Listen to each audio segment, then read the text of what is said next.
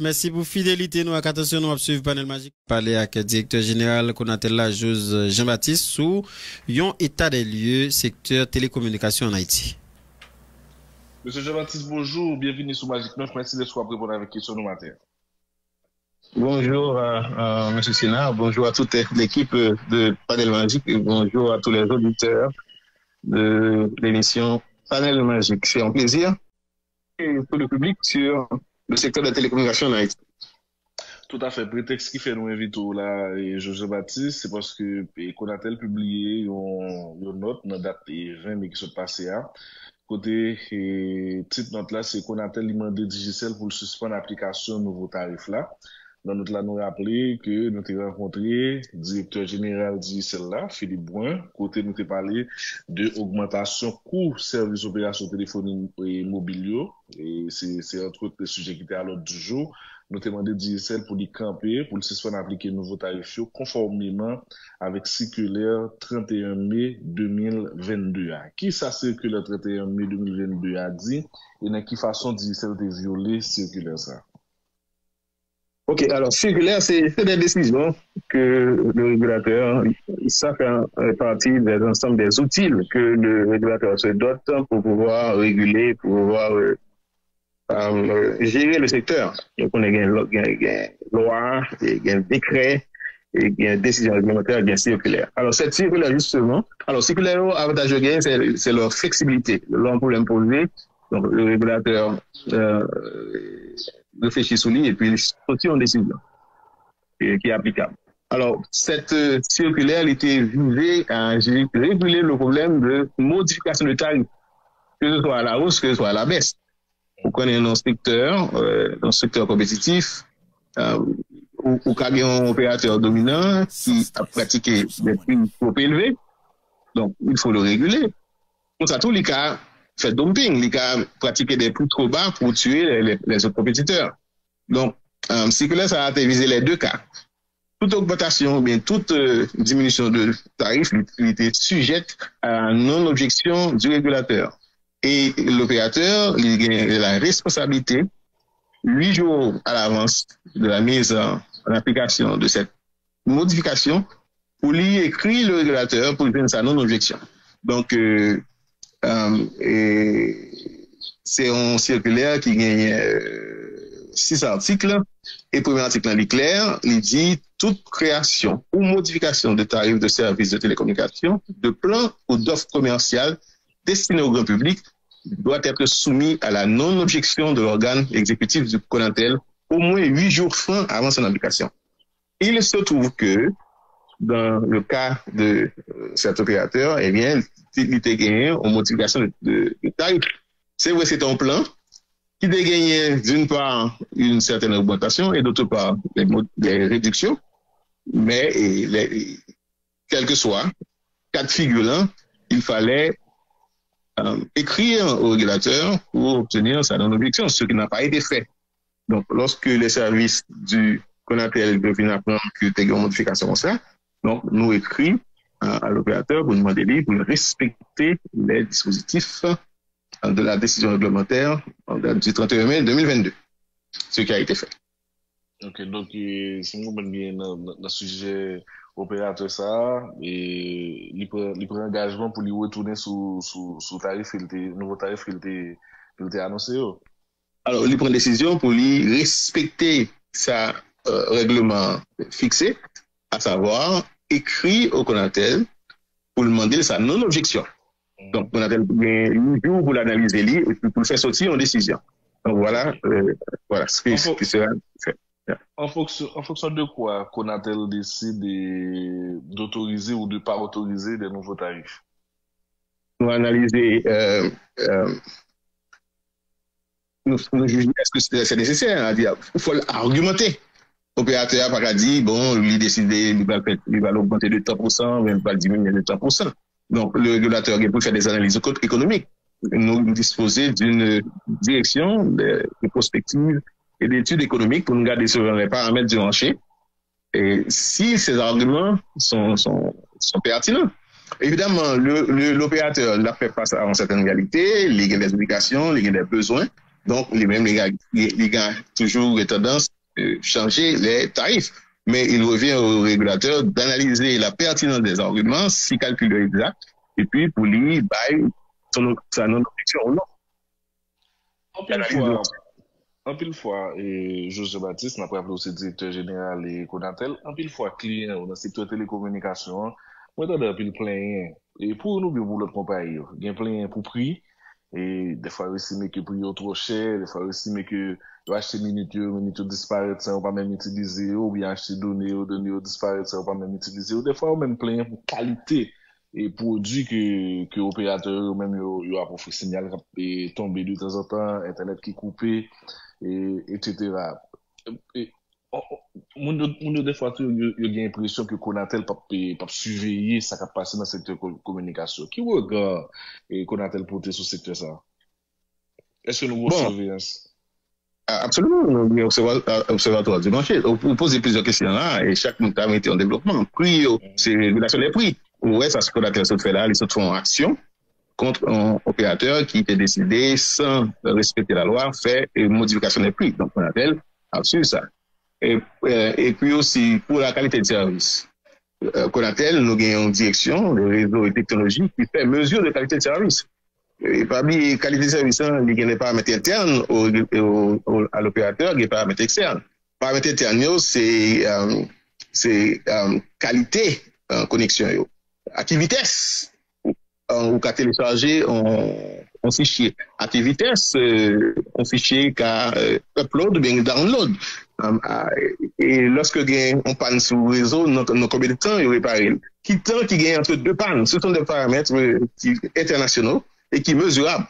Donc, Conatel, qu'on fait ces mesures. Et à l'échelle nationale, nous voyons des équipes sur tous les territoires fait des mesures de qualité de service et puis gagner des seuils. Lorsque le niveau signal là livre à tel niveau, eh bien, ça sont une vert, il est bon. Si le moins bon, on dit le jaune, selon ces paramètres. Et s'il est en deçà de seuil, il est rouge.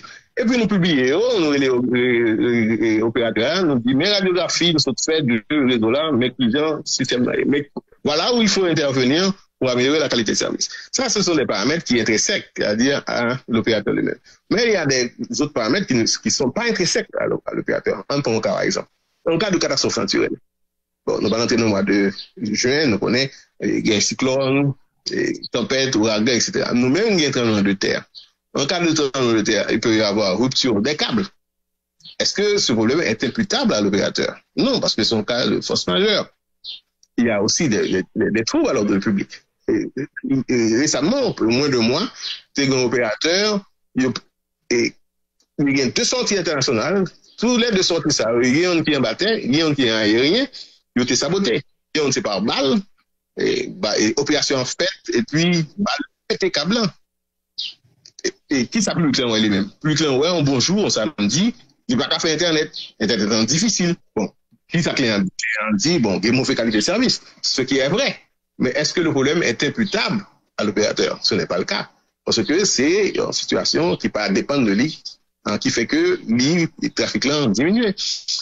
Nous avons un site quelque part, site là, gaz défini, niveau un camion gaz pour aller délivrer, et puis il y a un blocus. Il y a un mouvement de foule, il y a bloqué le camion, il ne peut pas passer, il faut le payer, etc. Donc, il y a des paramètres qui ne sont pas imputables à l'opérateur. Bon, évidemment, le grand public, il ne va pas prendre toute bagaille, ça. Il constate que le service a diminué et le plein, donc il y a raison, mais il faut faire la distinction entre des problèmes qui sont intrinsèques à l'opérateur et des problèmes qui sont extérieurs. Donc, nous devons analyser ça au cas par cas. Pour les problèmes intrinsèques, José Baptiste, on a regardé pour le médecin et qui est pour avec connexion câble, etc. Pour les problèmes intrinsèques, moyennement, comment nous avons l'évaluation, comment nous juger au bon, excellent, il mérité améliorer. Est-ce qu'on a un moyen dans niveau d'évaluation que vous êtes capable de partager avec nous là? Alors, il y a trois sections. Une section verte. Alors, selon les paramètres internationaux, particulièrement de l'UIT, vous savez que Haïti à travers le qu'on appelle les membres de l'unité. Donc l'unité publié seuil. Donc le niveau signal supérieur à tel seuil, on dit qualité ça bon, c'est vert. Il y a des côtés entre deux niveaux, c'est jaune, c'est-à-dire l'immense d'un petit bagage, il y a service, mais le service n'est pas tout à fait à 100%, et que les côtés rouge, c'est-à-dire il faut faire une intervention. C'est trois niveaux ça que nous gagnons, nous faisons mesure, et puis nous présentons l'opérateur, nous dit, mais dans telle zone, dans telle ville, dans telle région, niveau à vert, dans telle autre région, niveau à rouge, il faut faire une intervention. Nous le faisons. Monsieur Jean-Baptiste, qui nous reformule les questions en bon créole et pour qu'elle comprenne ça me le dire. Je dis là, si on note avec compagnie téléphonie pour service que bail population. Qui note au tabac? Au tabac 7 sur 10, 9 sur 10, 6 sur 10, 10 sur 10. Les régionales, ça veut dire, dans telle zone, nous fait 8 sur 10, 9 sur 10, parce que zone, ça n'a pas un problème. Et puis, dans telle autre zone, il y a droit, ça fait moyen, il y a 4 sur 10. Donc, il varie dépendamment de la zone. Moi, bon, l'autre cas qui n'est pas évident pour le public. On peut mouvement de folie. Il y a un problème dans la zone, et il y a déserté. Ok, il y a le gonflement côté. Côté au quitter, le soir là, on va pour communication passer rapide, parce que, ou pas gagner en pile demande de trafic. Mais côté mon réfugié, il y a une augmentation du trafic. Ou passer dans une zone ça, ou pas relais. Parce que, il y a plus de monde qui est dans la zone. Tu vois, donc, il pas général, ou il est selon on map, selon on carte géographique, pour dire dans telle zone ouverte, telle zone jaune, telle zone rouge. C'est comme ça, au fait, sur le plan national et international. Ce sont les normes internationales, nous n'avons rien inventé. Ok, sous question connectivité, à cap coupé de temps en temps, moi, t'as des gens qui disent pour qui ça, par exemple, on parle tout câble obligé par son seul côté. Pour qui ça va pas une alternative, si telle zone coupée, yo ka rebrancher rapidement son l'autre connexion. Et ça, tout dépend de l'exigence internationale, qu'on a-t-elle travaillé sur ça? Alors, on va parler de résilience des réseaux. Alors, le réseau de la télécommunication, c'est un réseau maillé. Donc, le réseau maillé, ça veut dire quoi? Donc, il y a des points 1, 2, 3, 4. Donc, linéaire. Pour aller dans 2, ou passer dans 1, pour aller dans 3, ou faire 1, 2, 3. Mais aussi, étant donné le réseau maillé, il y a des liens qui permettent de faire 1, 3 sans passer par 2. C'est-à-dire des alternatives, des routes alternatives, ou pas obligé de passer 1, 2, 3, ou qu'à faire 1, 4, ou qu'à faire 1, 5, ou faire des connexions comme ça. Mais ces connexions coûtent. Il faut comprendre ça. Chaque câble que nous avons passé, ils vont coûter. Donc, le réseau ne peut pas être 100% maillé. Donc, il est obligé de faire une optimisation pour connaître combien de redondance vous mettez. Vous mettez généralement redondance dans les liens critiques. Côté qu'il y a fort trafic, vous connaissez si le trafic ça a coupé, il faut le gagner en alternative. Par exemple, si on prend Port-au-Prince et Carrefour, par exemple, on prend la voie terrestre, Port-au-Prince Carrefour, imaginez c'est route nationale seulement, boulevard de Lac-des-Salines. Donc, il y a fort trafic. Donc, supposons qu'on a un problème sur le boulevard, ça. Qui est route alternative?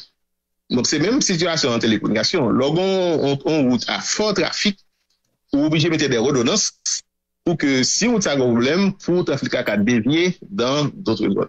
Meilleure alternative qui était présentée pour Haïti, vu que nous avons une géographie qui peut entrer en île, c'était un câble sous-marin qui t'apprend de Pointe-Nord, de Fort-Liberté, arrivé jusqu'à Saint-Pitre. Qui t'a fait tout le parcours en câble sous-marin.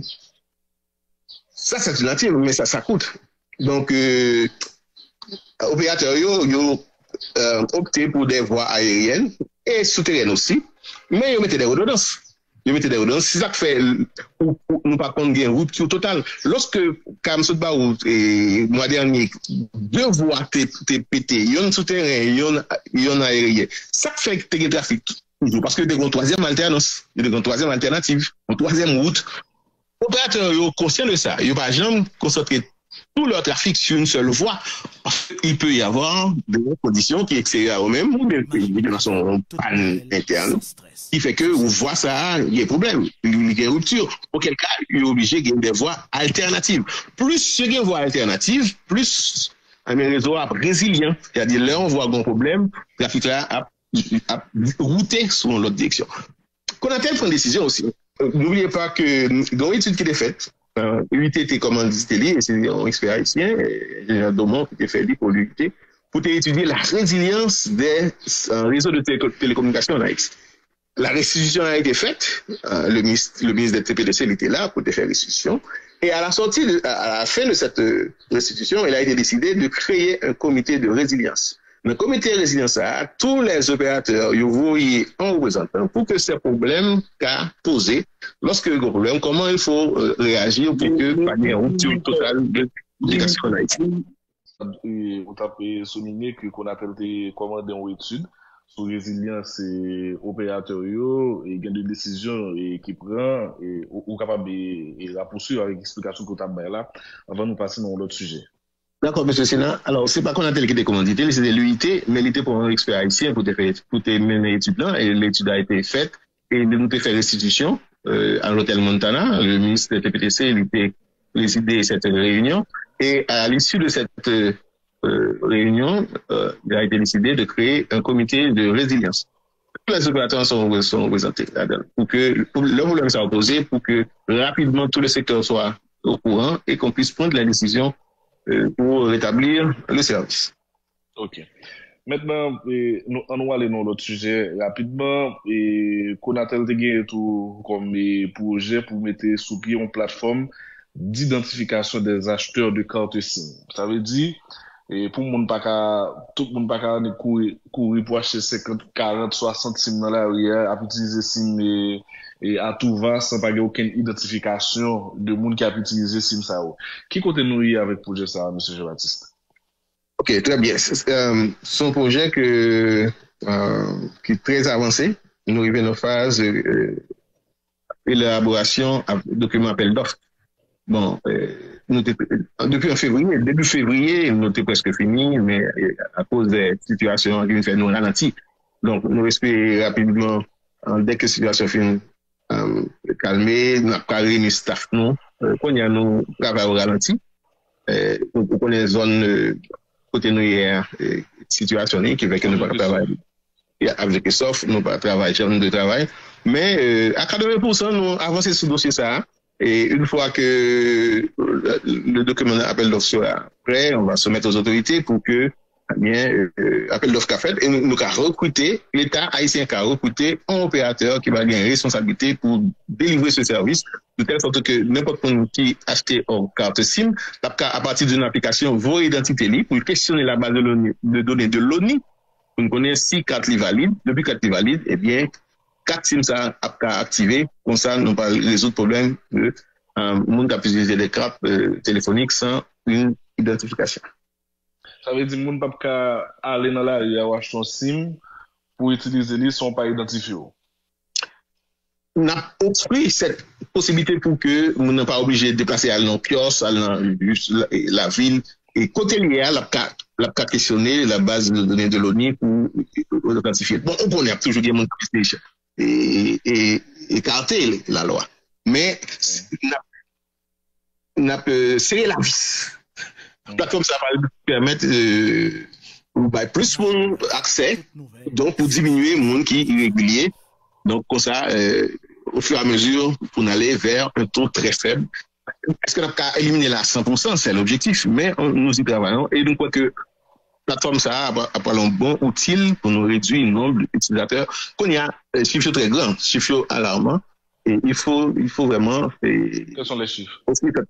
Il n'est pas bon du tout. Vous va partager avec nous? Il est important, Les chiffres sont importants. Parce que c'est dispositif que je vais prendre au début, lorsque GSM l'a introduit dans les années 2006. Donc, disposition va faire. Donc, on comprend qu'il y a un peu de monde qui est un carte et sans, il va l'identifier. Et puis aussi, et pas tout le monde aussi qui a un carte d'identification. Et bon, ça a un téléphone. Donc, ça veut dire pour le monde qui est complexe. Pousser le boulot, M. Jean-Baptiste, c'est pas comparer au même bon, c'est pas à travers comparer au même bon t'as passé. Et je pense que j'ai une décision que tu prends déjà pour pas vendre SIM à monde qui pas une identification. pour pas vendre sim dans la rue. C'est pas mesure ça que nous doit réviser parallèlement avec plateforme que nous avons créée. Bien sûr, il va faciliter les vendeurs de cartes SIM, leur bas mon SIM là. OK, mon a carte SIM là, mais mon ça avant que ça activé, il est obligé de passer par cette plateforme. Donc plateforme ça même si carte là est en vente, mais plateforme ça va mettre un frais à mon ça qui gagne carte là, il est obligé d'identifier pour que carte là activé. Quid de la portabilité des numéros? Nous campons sur chantier ça? Bon, et c'est un chantier qui campait depuis 2015.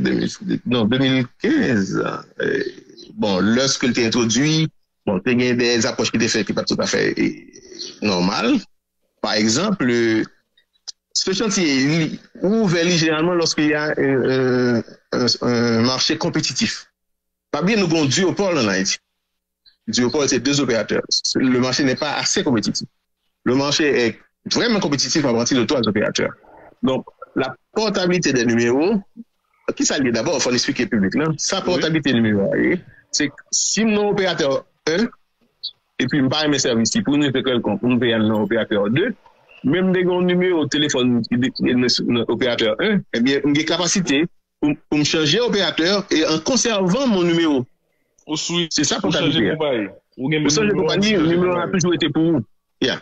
Donc, il fait lire, c'est nos marchés compétitifs pour stimuler, pour renforcer la compétition. Donc, la condition sine qua non, c'est d'abord de créer la compétition. Donc, second duopole, généralement, on y arrange, il y a 2 SIM, opérateur 1 opérateur 2. Donc, de fait, mesure ça, il n'est pas important. C'est long pour marché compétitif, où il y a 3-4 opérateurs qui bataillent. Là, ça, cette mesure, il est renforcée la compétition. Donc, depuis 2015, avant 2015, le décision a été introduite, il y avait pas de gain au marché compétitif. Et puis, c'était le régulateur qui faisait les dépenses, ce qui était anormal. C'est pas une charge pour le régulateur, c'est une charge pour les opérateurs. Donc, depuis 2015, le dossier a été suspendu. Après, cette administration qui a commencé avec la été retournée, il n'est pas relancé parce qu'il s'est rendu compte que les conditions objectives n'étaient pas encore créées pour poursuivre ce chantier. Donc, on fait même le constat. Il faut créer d'abord la compétition. Et après, lors du marché compétitif, là, ça, la portabilité des numéros, l'ordre du jour. Question auditeur, et il y a un auditeur qui m'a demandé plusieurs questions, il y a un qui m'a demandé, est-ce que dans le cadre d'enquête pour un kidnapping, qu'on a collaboré avec la police, et il y a l'autre qui veut dire, il n'est pas sûr que nous avons comment coopérer, parce que plus fort, et gagner, c'est notre commune utilisée. C'est question auditeur, réponse déjà sur capable. Et Conatel, c'est une entité de l'État, donc il y a des canaux de communication qui existent pour toutes ces questions. Alors, le chiffre là, que c'est dans nous pas gagner donner ça, Et puis il faut gagner c'est notre commune utilisée. Nous pas gagner donner ça. Ok, mais est-ce qu'on peut travailler avec la police dans l'enquête sur kidnapping? Et il y a des canaux de communication qui existaient, Conatel fait partie de l'État, donc il y a des politiques qui existent. On ne peut pas élaborer sur question ça. Ok, on a une question. Compagnie téléphone du vend service 4G, supplément de DG. Est-ce qu'il y a 4G en Haïti?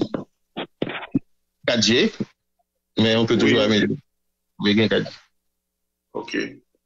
Dani, on a d'autres questions de notre auditeur. Oui, il faut nous avancer. L'autre chose que nous travaillons sur, c'est taxation des données. Et puis, qu'on a rendu compte que données, t'es plus utilisées que vocal là. Et c'est ça que nous il y en a recherche que nous avons fait. Mais quel niveau nous y avec le projet ça? C'est pas un projet qui seulement est local, est international. C'est au niveau mondial que tout le monde a appris que le trafic de data dépasse le trafic voice. Or, traditionnellement, Taxio était appliqué sur la voix. Donc, de façon logique, il est intéressant pour les États pour taxer data au lieu de voix. Ça, c'est logique. Mais la réalité, économique et géopolitique, il vient poser des problèmes. Parce que l'on parle de taxer data, ou on parle de taxer les GAFAM, c'est-à-dire de géants américains comme Google, comme Amazon, Facebook. Et même, il parle comme ça. Microsoft. Parce que nous connaissons réalité OTT. OTT, c'est-à-dire, vous avez ces créateurs de contenu qui pas investi dans les réseaux de transport. Que opérateur télécommunication fait, ou même, c'est opérateur télécommunication qui établit un réseau de transport, câble, et fibre optique, antenne, tout, site, etc., pour délivrer le service. Il se trouve que ces compagnies, ils transité, ils voyaient l'information à travers les réseaux des opérateurs, sans investir dans ces réseaux. Donc, tout opérateur au niveau mondial, il dit, bon, on entreprise qui fait l'argent et puis l'utiliser l'infrastructure nous pour délivrer ce service. Il faut le payer. C'est la tendance mondiale. Mais ces géants, ils sont beaucoup d'accord pour qu'ils viennent contribuer. Donc, on appelle la réflexion ça autour. Ils sont très puissants et des fois, c'est gros litiges qui connaissent avec l'État qui presque correspond avec eux. Donc, c'est bon, c'est facile, c'est bon, tu vas expliquer là. C'est de la géopolitique. Donc, maintenant, qu'est-ce que ça a adressé au niveau de l'UIT? Et chaque pays, donc, il y a une certaine marge pour regarder comment il a évolué, comment il a adapté. Parce que nous-mêmes, nous avons des besoins. Nous prenons par exemple le cas de plateforme Capsim. Mais soit font plateforme là, coûtez une base de l'argent ça. Nous avons chantier cybersécurité. Il faut sécuriser le cyberespace pour nous, pour opérateurs télécom nous, et institutions financières qui utilisent les réseaux, pour sécuriser. Mais ça va coûter. Nous avons chantier signature électronique. Pour que l'homme a fait une transaction, on n'a pas besoin, c'est en présentiel pour venir signer devant un notaire. Au cas de Cotoria, ou en Haïti, on fait des transactions, ou à l'étranger, on fait des transactions immobilières en Haïti. Signature électronique, c'est un autre chantier. Il y a des bases de données qu'il faut établir, donc il y a des installations qu'il faut faire, il y a une infrastructure qu'il faut développer. Tout viendra cet argent. Donc il y a nécessité pour que ce système non financier. Donc on est obligé de garder, et nous obligés de suivre ça qu'a fait au niveau international, nous obligés de garder notre propre réalité pour ouais, est-ce qu'il n'y a pas lieu sous une rubrique ou une autre que gagner une contribution qui vient de la part de ces entreprises. Deux questions. Tout à l'heure, Robertson. Si nous avons taxé données, qui est-ce qui t'a bénéficié? Compagnie ici, est-ce qu'on a plus de détails sur ça? Si nous avons taxé, qui est-ce qui t'a bien revenu? Non, c'est l'État. C'est l'État pour gagner revenu. Si on parle de taxes, c'est l'État. Pour que l'État gagne moyen en mener, pour faire cybersécurité, pour faire signature électronique, pour le faire développement, pour faire service universel. Et opérateur, généralement, il y a des services, pour parler de 4G. Mais opérateur, s'il n'a pas un utilisateur, il n'est pas tellement intéressant pour lui, pour l'établir 4G. C'est l'État pour faire incitation. Mais côté l'État va gagner comme là. Donc, il faut l'État gagner des revenus dans le pour alimenter le fonds de service universel, pour le bail des services partout dans le pays, pour que pas des zones qui en dehors de cyberespace. Donc, c'est l'action, c'est dans l'État au palais. Ok, mais déjà, opérateur, il y a un revenu et qui sorti dans la donnée, est-ce que nous pouvons taxer sur revenu ça, même si nous pouvons taxer sur voix? Donc, dans les contrats de concession, il y a un pourcentage sur les recettes brutes que l'opérateur doit payer. Donc, c'est une recette brute. Donc, tous les services incluent voix et données. Ok. Robertson? Oui, on l'a dit, demander où, Konatel pas gain pouvoir. Est-ce que c'est vrai Konatel pas gain pouvoir et sous Natcom, même si Natcom en partie c'est propriété l'État haïtien, est-ce que c'est vrai tout que nous avons plus pouvoir régulateur sous Digicel que Natcom, sorry. Tous les opérateurs, il y a le même traitement, c'est la loi, force qu'on appelle c'est la loi, et l'homme de fréquence, c'est qu'on appelle qui baille licence, qui baille concession, c'est lui-même qui applique la loi, qui fait opérateur payer taxes, et nous fait liste, quel que soit opérateur, c'est le même traitement. En termes de collaboration avec la police dans le mouvement contre kidnapping et utilisation et communication, est-ce que Konatel assuré que n'a comme collaboré avec la police, Jean Dissel collaborer avec la police? C'est ça, me comprendre la question. Bon, nous avons de bonnes relations avec tous les opérateurs. Dani? Ok. Est-ce que nous avançons sous proposition de réglementation des réseaux sociaux? Ça, c'est le dernier chantier que nous avons ouvert. C'est récemment d'ailleurs, novembre, bien décembre.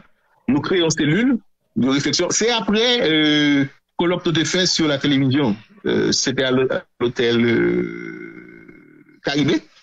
Et il y avait nécessité vraiment pour que nous tenions compte de phénomène ça.